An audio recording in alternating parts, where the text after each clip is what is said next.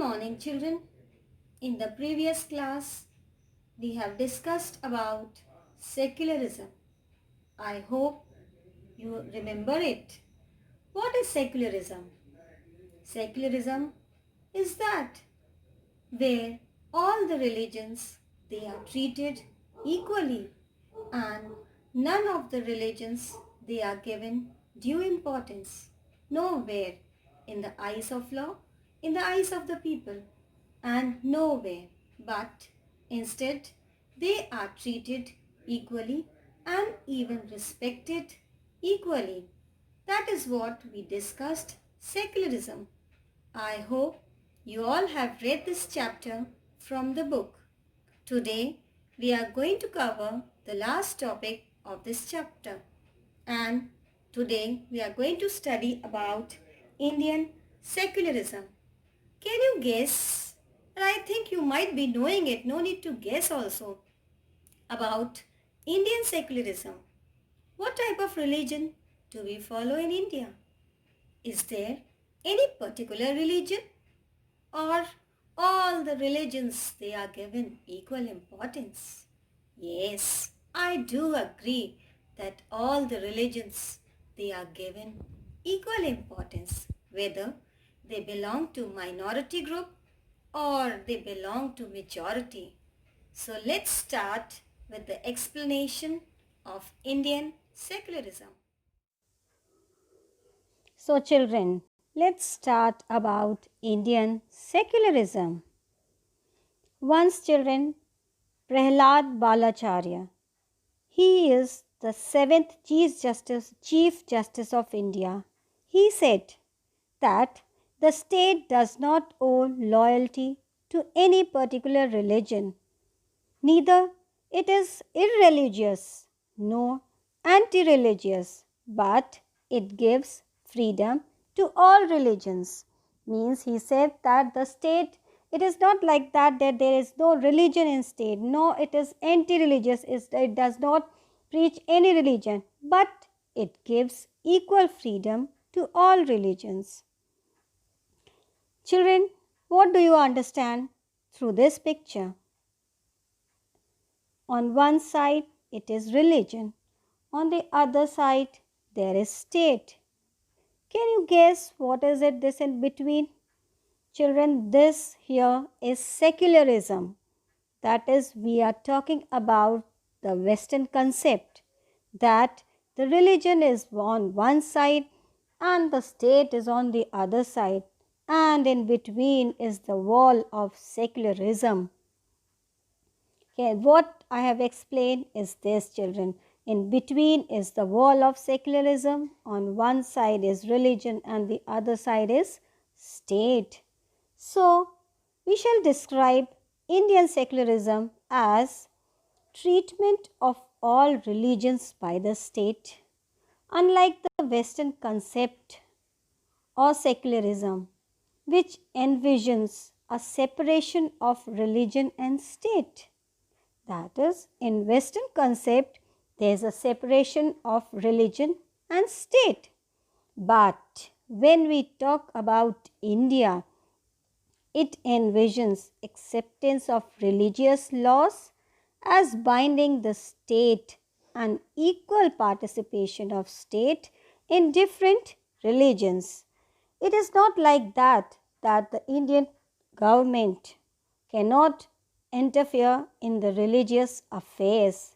It can when it thinks that if any religious matter is there in the country which is hampering or creating a disturbance in the country or in the state, then Indian government can interfere on those matters to establish peace and security in the country.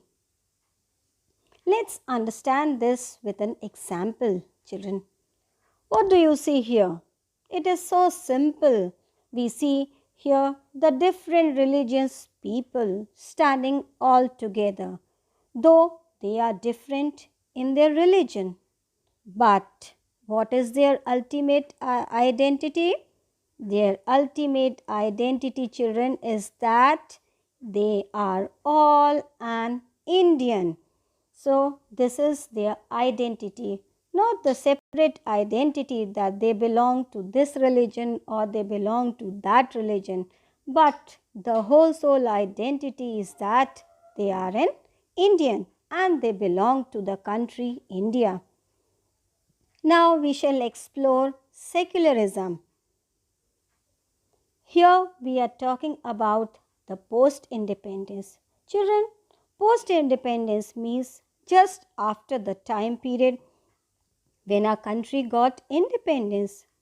So Nehruji, he moved closer to Gandhiji's views and ideology, and he said that state shall permit, that is, state shall give the permission for freedom of practicing any religion, and it shall not associate with any particular religion, and state shall honor all faiths equally, means that it should not promote any religion, nor the state should associate or join hands with any religion, but state should give equal respect and honor to all the religions equally.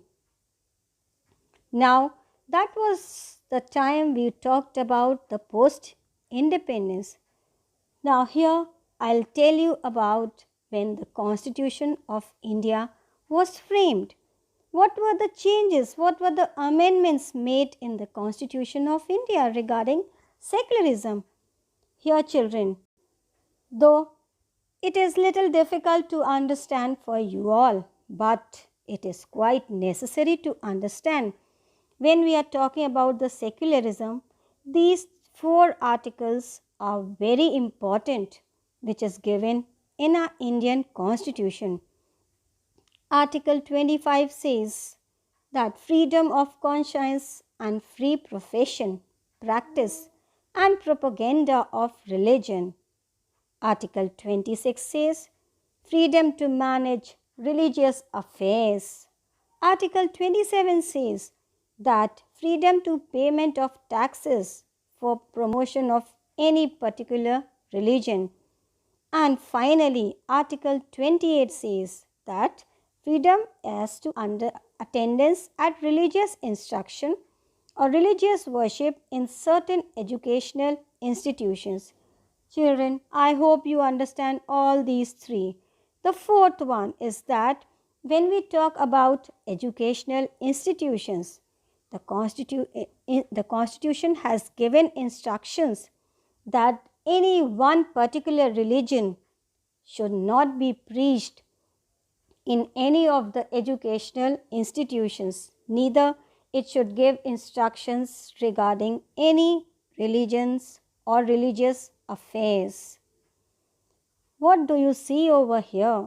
It's very important thing, children. These are values of Constitution: liberty, equality, fraternity, sovereignty, socialist, secular, democratic, liberty. So again, children, when we talk about the values of Constitution, secularism is one of the values of our Indian Constitution. And here it's the preamble. I hope you all know the meaning of preamble as you might have studied in the previous class. The preamble is the opening version of our Constitution, and it says, "We, the people of India." Children, can you see the 3rd line? Socialist, secular.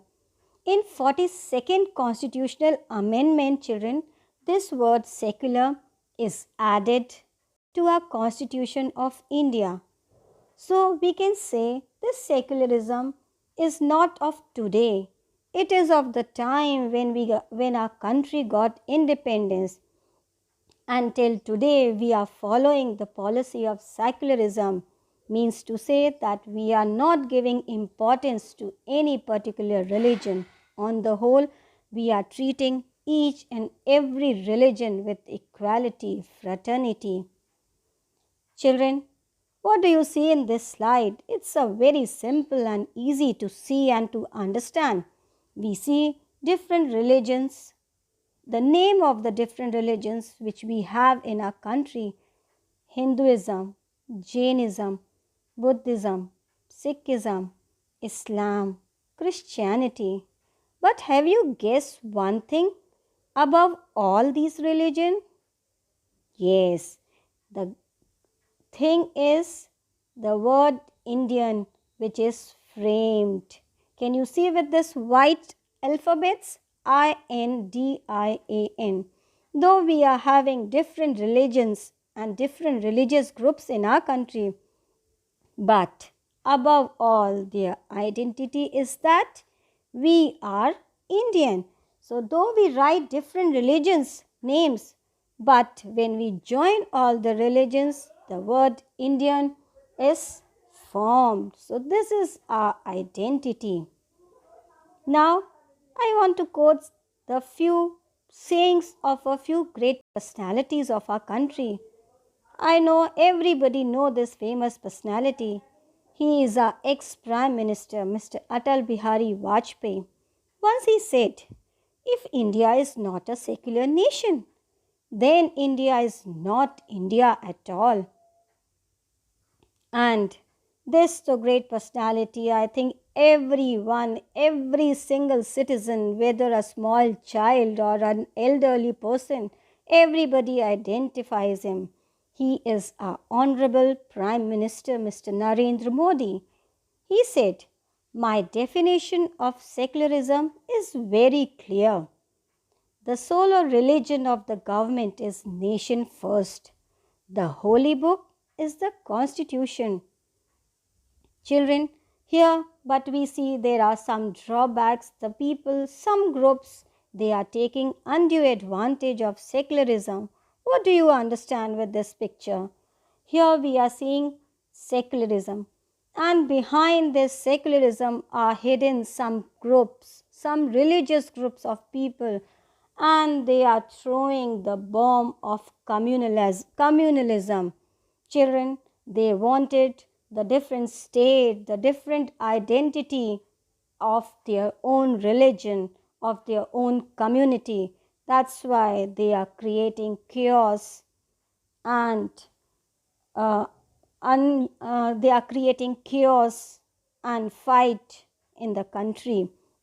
They wanted that they should not be considered as Indian, but they wanted their separate identity on the basis of religion, on the basis of their community. Here, finally, we say, whatever we are, after all, above all, we are an Indian, and we want peaceful coexistence. That means that we want peace in our country, peace, equality, unity, fraternity in our country.